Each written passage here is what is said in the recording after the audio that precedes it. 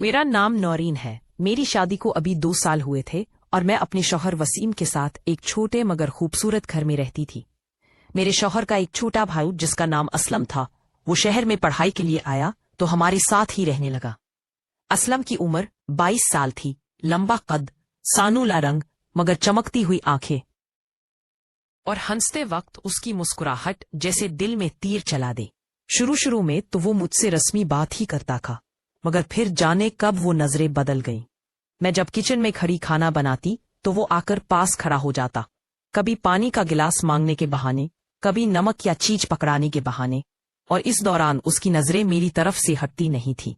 एक शाम वसीम घर पर नहीं थे, बारिश हो रही जलाकर थी और बिजली भी चली गई। मैं किचन में मोमबत्ती जला काम कर रही थी कि अचानक असलम दरवाजे से टेक लगा बोला, भाभी, आपको पता है अंधेरे में आपकी के आंखें और भी खूबसूरत लगती हैं। मैंने मुस्कुराकर नजर झुका ली, लेकिन दिल की धड़कन तेज हो गई। बारिश की टपते टप, बिजली का ना होना और असलम की बातों का असर मैं चाहकर भी इस लम्हे को नजरअंदाज न कर सकी। इसी रात पहली बार मैंने महसूस किया कि ये रिश्ता अब सिर्फ देवर भाभी का नहीं रहा, कुछ और भी होने लगा है। असलम की नजरें, उसका अंदाज और मेरा दिल जैसे सब एक ही राज में बंध गए थे।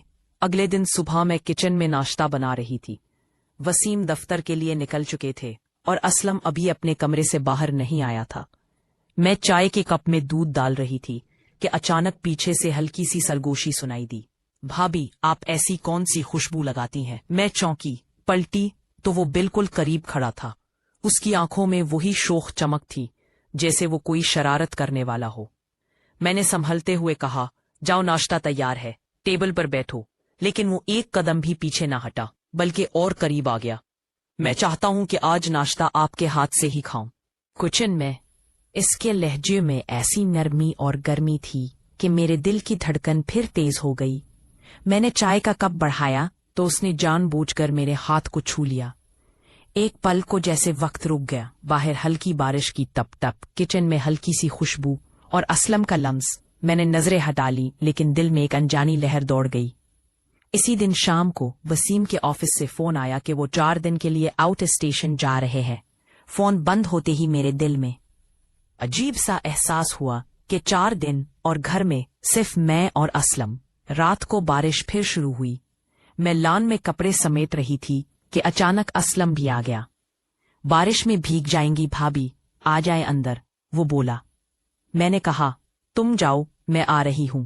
लेकिन अगले ही लम्हे उसने मेरा हाथ पकड़ लिया, हल्के से मगर मजबूती के साथ। मेरी सांसें रुक सी गईं। वो बोला, नौरीन भाभी, कभी सोचा है अगर वसीम भाई ना होते तो? मैंने कुछ कहा नहीं, लेकिन मेरा दिल जानता था।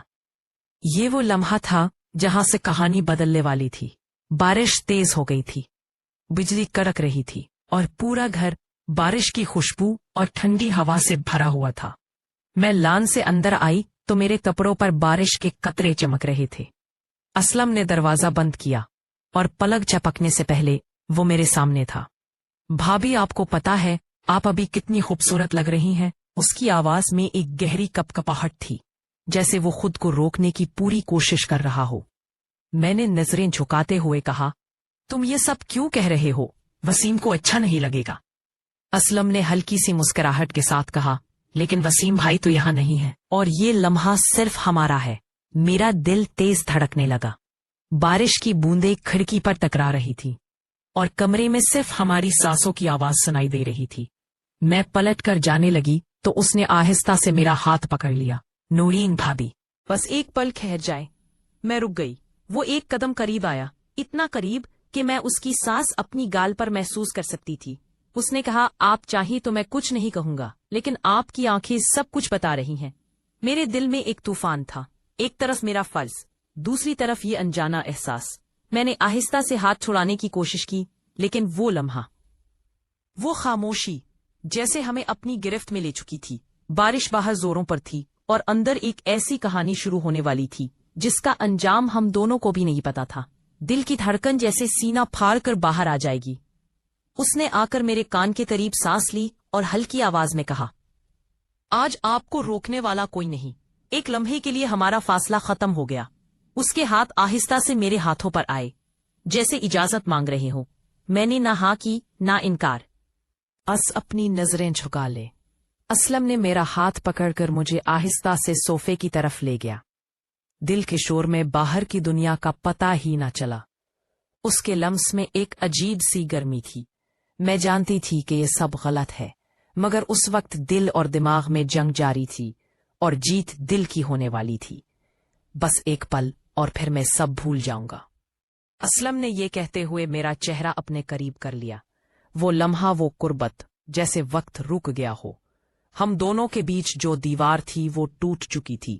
یہ پہلی بار تھا جب میں نے خود کو روکنے کی کوشش نہیں کی۔ اس لمحے میں ہم دونوں صرف ایک دوسرے کے تھے۔ رات کی بارش کے بعد صبح کا موسم ٹھنڈا اور نم سا تھا۔ کمرے میں ہلکی سی ٹھنڈی ہوا آ رہی تھی۔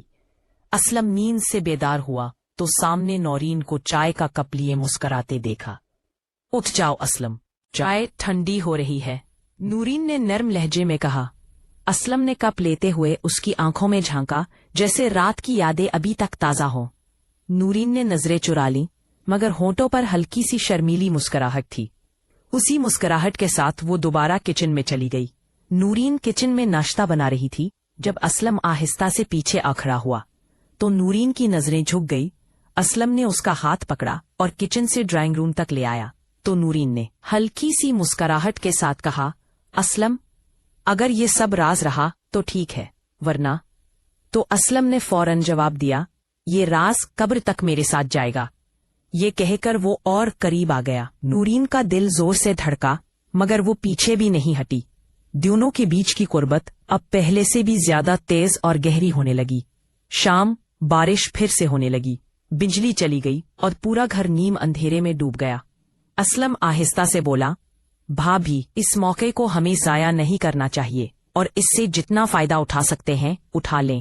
نورین نے دھیمی سی آواز میں کہا، اسلم، یہ صحیح نہیں ہے، مگر دل، واہ، دل ہے کہ مانتا ہی نہیں۔ اسلم نے قریب آ کر اس کا چہرہ دونوں ہاتھوں میں لیا۔ نورین کی سانسیں بھاری ہونے لگی اور اس کی نظریں اسلم کی آنکھوں میں جمی رہیں۔ ابھی وہ اپنے درمیان کے فاصلے مٹانے ہی لگے تھے کہ اچانک دروازے پر زور سے دستک ہوئی۔ نورین چونک کر پیچھے ہٹی۔ یہ کون ہو سکتا ہے؟ اسلم کے چہرے کا رنگ اڑ گیا، کہیں بھائی تو واپس نہیں آ گئے؟ نورین نے دروازے کی طرف دیکھا۔ دستک پھر سے ہو، اس بار پہلے سے زیادہ تیز، اور کہانی کا سب سے بڑا راز باہر کھڑا تھا۔ نورین نے کانپتے ہاتھوں سے دروازہ کھولا تو سامنے ایک شخص کھڑا تھا، بارش میں بھیگا ہوا، آنکھوں میں عجیب سی چمک۔ یہ اسلم کا پرانا دوست عمران تھا۔ عمران اندر آتے ہی بولا، بھابھی معاف کرنا، بغیر بتائے آ گیا، لیکن ایک بہت بڑا راز بتانے آیا ہوں۔ نورین اور اسلم نے ایک دوسرے کی طرف دیکھا۔ اسلم کے ماتھے پر پسینہ آ گیا۔ عمران نے آہستہ سے کہا، تم جانتی بھی ہو کہ تمہارا شوہر کیوں گیا ہے؟ نورین کے دل کی دھڑکن رک سی گئی کہ کیوں؟ عمران نے آگے بڑھ کر کہا، وہ تمہارے بارے میں سب جانتا ہے اور آج واپس آنے والا ہے، اور یہ کہہ کر وہ وہاں سے چلا گیا۔ نورین کی آنکھوں میں خوف تیر گیا۔ اسلم کے ہونٹ کپ کپانے لگے۔ باہر بارش زوروں پر تھی، اندر فضا بوجھل ہو چکی تھی۔ نورین کے ذہن میں ایک ہی سوال گونج رہا تھا، کیا آج سب ختم ہو جائے گا؟ ابھی نورین یہ سوچ ہی رہی تھی کہ بارش کی گڑگڑاہٹ کے ساتھ دوبارہ دروازے پر زوردار دستک ہوئی۔ نورین کا دل جیسے حلق میں آ گیا۔ اسلم نے کانپتی آواز میں کہا،